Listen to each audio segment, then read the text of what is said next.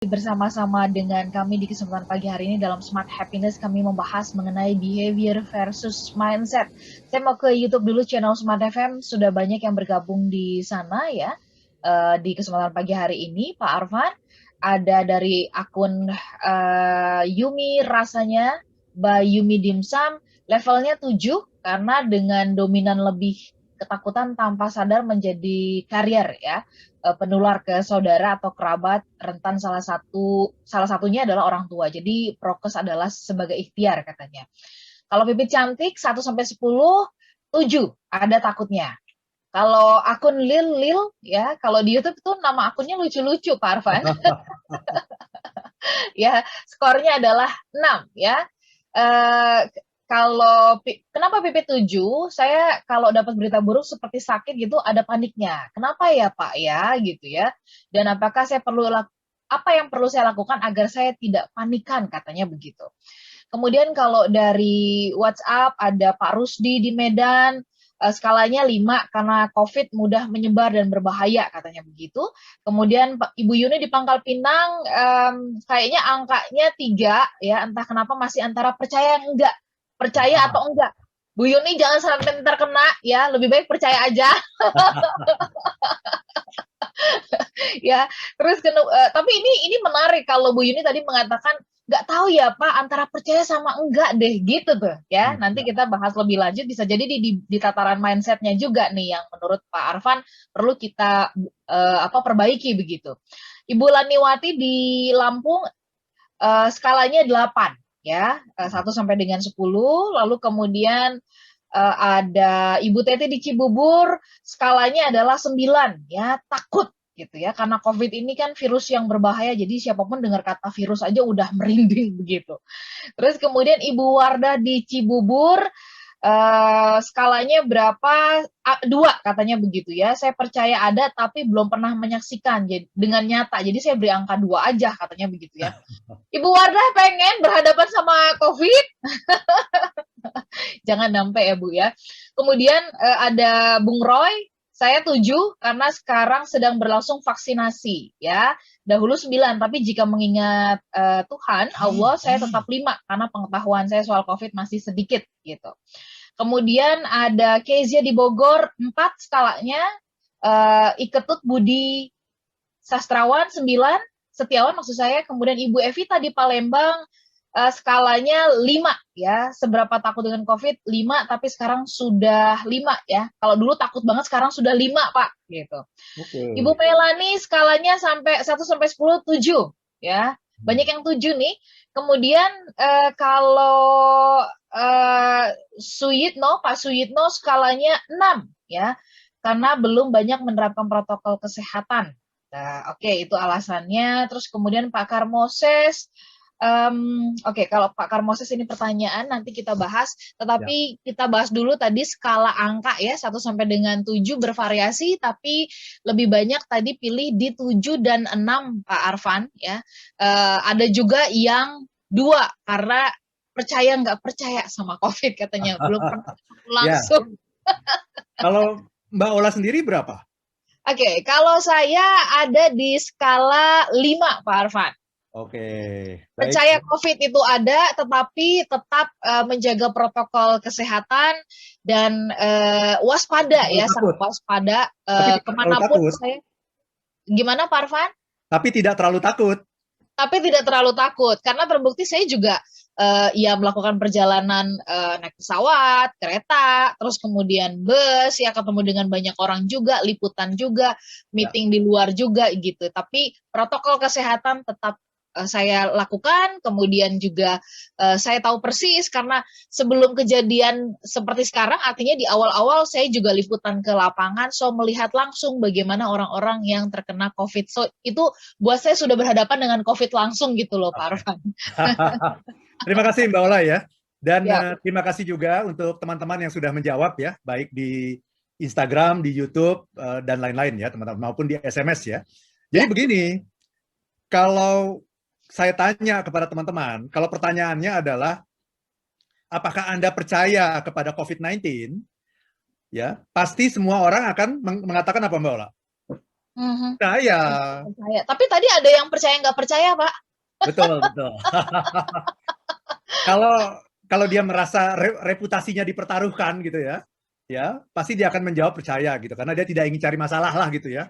Kan nggak Ya. ingin cari masalah, nanti tahu-tahu ditanya macam-macam kan begitu ya, sama yang berwenang gitu kan, kok nggak percaya gitu. Karena itu pertanyaannya saya balik. Dan dengan pertanyaan yang dibalik ini, orang menjawabnya lebih jujur, Mbak Ola. Jadi survei yang sama sudah saya lakukan di Facebook saya, juga di Instagram saya gitu. Dan hasilnya kurang lebih sama gitu. Maksud saya begini, kalau kita mengatakan takut ya, saya takut kepada COVID-19. Sangat takut gitu. Itu sebetulnya rasa takut itu mencerminkan mindset kita. Kalau saya mengatakan saya sangat takut sama COVID-19, itu artinya apa? Mindsetnya apa? Saya percaya nggak sama COVID-19? Percaya, percaya. Sangat takut gitu. Nah, jadi angka itu sesungguhnya mencerminkan belief Anda, kepercayaan Anda. Semakin tinggi angkanya, semakin Anda percaya pada COVID-19. Semakin rendah angkanya, semakin Anda tidak percaya sesungguhnya pada COVID-19. Jawaban yang paling jujur adalah ketika yang ditanya adalah perasaan. Karena orang merasa nyaman gitu sharing mengenai perasaan. Ini kan perasaan saya. Perasaan itu kan adalah sesuatu yang sangat private. Private, iya. Betul. Jadi saya merasa nyaman, wong yang saya rasakan ini kok gitu. Nah, saya sendiri sebelum saya menderita COVID, ya sebelum saya kena COVID, itu kalau ditanya seberapa takut Anda, Pak Arfan, terhadap COVID-19, maka jawaban saya adalah, tahu nggak Mbak Ola berapa? Oke. 2 kali ya? 3. Oke, 3. Berapa takut pada COVID-19? Saya menganggap diri saya adalah saya sehat, ya saya selalu olahraga, seminggu 3 kali fitness gitu ya. Kemudian makan yang bergizi, vitamin, istirahat cukup, gitu, tidak stres. Saya merasa saya adalah orang yang fit gitu. Dan ketika saya memutuskan untuk berangkat ke Gresik itu saya dalam kondisi yang sangat fit gitu. Ya, tetapi apa? Tidak terduga ya. Hari Jumatnya berangkat dari Smart FM sangat fit. Hari Sabtunya pulang sempoyongan gitu. Hanya dalam waktu 1 hari terjadi perubahan mindset gitu Mbak Ola. Nah, sesudah saya kena COVID, kalau ditanya seberapa takut, nilai saya 8 Mbak Ola. Oke. Jadi lompat ya dari 3 sampai 8. Sampai ke 8 ya. Nah, mari kita lihat tadi skornya ya.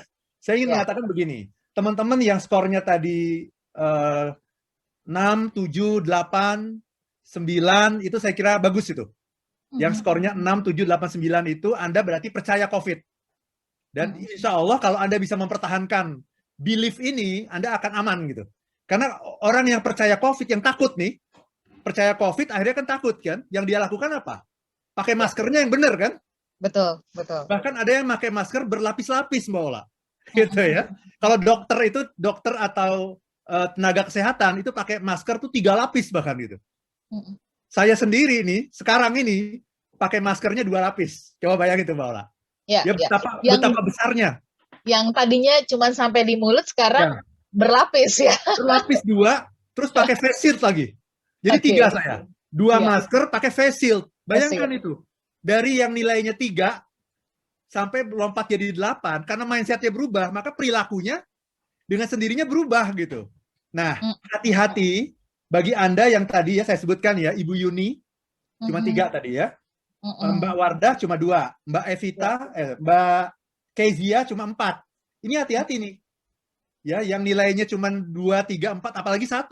Saya survei di Facebook dan Instagram, ada yang nilainya cuma 1. Ada yang 1. Oke. Iya. Ada yang 0 bahkan, untuk menunjukkan bahwa dia nggak percaya sama sekali, itu 0 dikasih nilai. Padahal tadi cuma 1 sampai 10 kan. Jadi hati-hati nih. Orang yang nilainya 1, 2, 3, 4 ini hati-hati. Karena ini menunjukkan bahwa Anda tidak percaya COVID.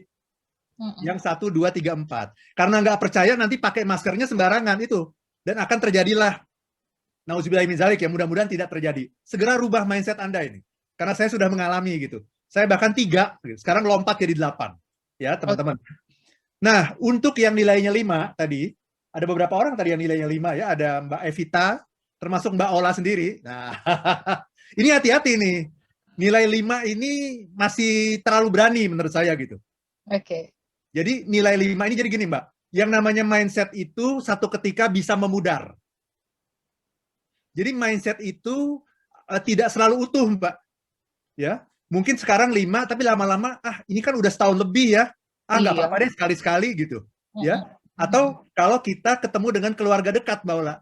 Mbak Ola Mm-mm. ketemu ibu di Medan, ini kan keluarga dekat gitu. Merasa aman kan? Merasa Mm-mm. aman kemudian buka masker. Ya, atau ketemu teman-teman gitu ya, berkunjung ke rumah teman, buka masker. Nah, inilah yang kemudian melahirkan yang namanya klaster keluarga itu kan, yang sudah banyak disebut sekarang sebagai penularan yang sangat banyak nih sekarang ini, klaster keluarga. Kenapa? Karena orang merasa aman gitu. Merasa aman ketemu sama temannya sendiri, orang tua sendiri, Keluarganya sendiri, keluarga ya. sendiri kan aman kan? Padahal kan Anda tidak satu rumah. Ketika Iya, Anda betul. tidak satu rumah, ada banyak sekali kemungkinan yang terjadi di jalan gitu. Nah ini, jadi kalau Anda yang 5 tadi termasuk Mbak Ola gitu ya, yang nilainya 5, hati-hati ini. Ini Oke. bisa memudar nih ya. Dalam sebulan 2 bulan ke depan, kayaknya udah nggak apa-apa deh sekarang gitu ya. Akhirnya buka gitu ya. Nah, yang levelnya 10, 9 atau 10 lah gitu ya. Ini juga hati-hati. Anda ini paranoid namanya. Ya. Kalau udah 9 dan 10 itu Anda mengalami kelumpuhan nih.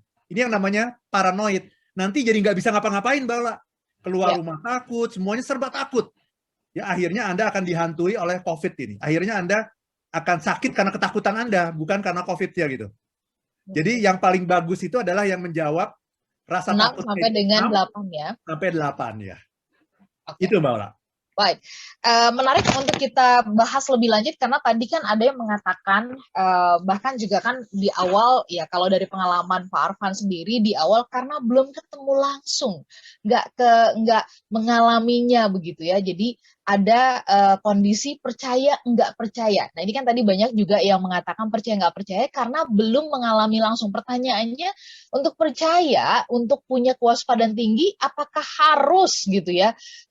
Mengalami sendiri, naujubillah lah, jangan sampai amit-amit gitu kan ya. Tetapi kan kalau dilihat pernyataan itu kalau nggak ketemu ini sama dengan percaya hantu nggak, takut nggak sama hantu? Enggak, orang belum pernah lihat sendiri. Jadi harus ngelihat sendiri, membuktikan sendiri baru percaya. Apakah seperti itu? Nah, itu bagaimana mengubahnya? Nanti kita bahas lebih lanjut.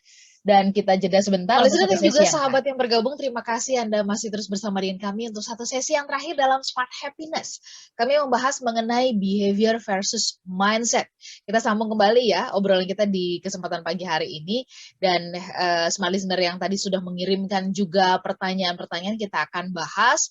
Tetapi Pak Arfan sebelum ke pertanyaan dari Smart Listener begitu, nah ini gimana Pak Arfan? Kalau tadi Bapak mengatakan skalanya tadi sudah dijelaskan ya, 1 sampai 4 itu yang gimana, bahkan yang 5 itu tuh yang di tengah-tengah tadi itu maknanya artinya apa? Kalau saya andaikan mungkin yang 5 itu seperti kayak traffic light warna kuning gitu ya, hati-hati karena bisa saja itu berubah jadi merah atau jadi hijau gitu. Lalu kemudian yang ideal 6 sampai dengan 8, tapi kalau yang 9 sampai 10 itu justru nanti kita malah dihantui sehingga tidak bisa produktif ya karena paranoid gitu. Nah, Pak Arfan bagaimana dengan anggapan kalau nggak lihat langsung, kalau nggak bersentuhan langsung, nggak mengalami langsung kok kayaknya nggak percaya deh. Nah ini kan ada kondisi kayak gitu tuh kalau kita lihat tadi dari tanggapan Smart Listener ya. Percaya nggak percaya karena belum lihat langsung. Nah, bagaimana menurut Pak Arfan? Ya. Nah, pertanyaan Mbak Ola tadi saya kira menarik sekali ya. Apa harus mengalami gitu ya? Ya, kelihatannya begitu ya. Soalnya susah sih dibilangin apapun juga nggak percaya sih gitu ya. Jadi begini Mbak Ola, model perubahan ini saya pinjam dari seorang pakar leadership yang terkemuka, namanya Stephen Covey. Ya, dia menulis buku The 7 Habits of Highly Effective People. Ya, saya juga pernah beberapa tahun untuk menjadi fasilitator untuk program ini ya, 7 Habit ini ya. Jadi model perubahan itu adalah see, do, get. Jadi see, ini bayangkan sebuah lingkaran ya Mbak Ola ya, sebuah lingkaran ya. See itu yang paling atas, kemudian di bawahnya adalah do, kemudian di sampingnya adalah get. See, do, get. Jadi apa yang kita lihat akan mempengaruhi apa yang kita lakukan. Apa yang kita lakukan akan mempengaruhi apa yang kita dapatkan. Gitu ya. Itu namanya see, do, get. Dan apa yang kita dapatkan, get itu nanti akan mempengaruhi apa yang kita lihat. Jadi balik lagi nanti. Dari see ke do, ke get, kemudian ke see lagi. Nah, saya seperti sebuah siklus ya Pak Arfan. Betul, ya? Sebuah siklus. Nah, saya tidak percaya COVID, see, gitu ya, see ya. Saya tidak percaya COVID. Do-nya adalah saya pakai masker sembarangan. Gitu ya. Saya tidak terlalu menjaga jarak dan sebagainya. Itu do-nya. Saya pikir get-nya saya selamat. Saya pikir. Karena saya selalu fit gitu ya. Ternyata saya tidak selamat get-nya. Malah sakit, malah terpapar COVID, paru-paru saya 80% putih. Dan saya ada di ruang ICU saja sampai 10 hari. Kan itu menunjukkan itu gawat kan sebetulnya. Nah, kalau udah seperti itu, maka akan terjadi perubahan mindset itu secara langsung itu. Karena sudah mengalami sakitnya, kritisnya, deg-degannya, takutnya gitu ya. Jadi yang bagus itu adalah kita mengalami perubahan mindset itu sebelum sampai get, Mbak. Jadi dari C-nya saja sudah mengalami perubahan, ya, do-nya juga pakai protokol kesehatan, maka get-nya akan aman gitu ya. Dan semakin yakin bahwa itu tindakan yang benar begitu, Mbak Ola. Nah, tetapi kan kadang-kadang orang susah ya, Mbak Ola ya. Ada orang yang punya belief itu. Dan ketika kita punya belief, susahnya orang yang punya belief, Mbak Ola. Sama saja ini kayak yang namanya belief dalam agama juga ya. Betul. Ya. Orang Islam karena dibesarkan dalam secara Islam, dia nggak mau dengerin ajaran agama lain loh. Dia maunya dengerin yang sesuai dengan keyakinannya saja kan. Nggak mau itu denger Kristen, Buddha, Hindu, nggak mau. Gitu ya. Sama orang Kristen juga mungkin seperti itu juga gitu. Karena dilahirkan, dibesarkan secara Kristen, dia nggak mau mendengarkan wisdom dari ajaran agama yang lain gitu. Nah ini kan bahaya nih yang seperti ini. Yang namanya belief itu seringkali begitu. Seringkali begitu. Kalau saya kan, saya Islam, tapi saya juga menyadari bahwa ada banyak sekali wisdom dari ajaran agama yang lain gitu. Ada banyak sekali keindahan. Karena itu saya belajar gitu. Nah itu namanya orang yang open. Itu namanya openness.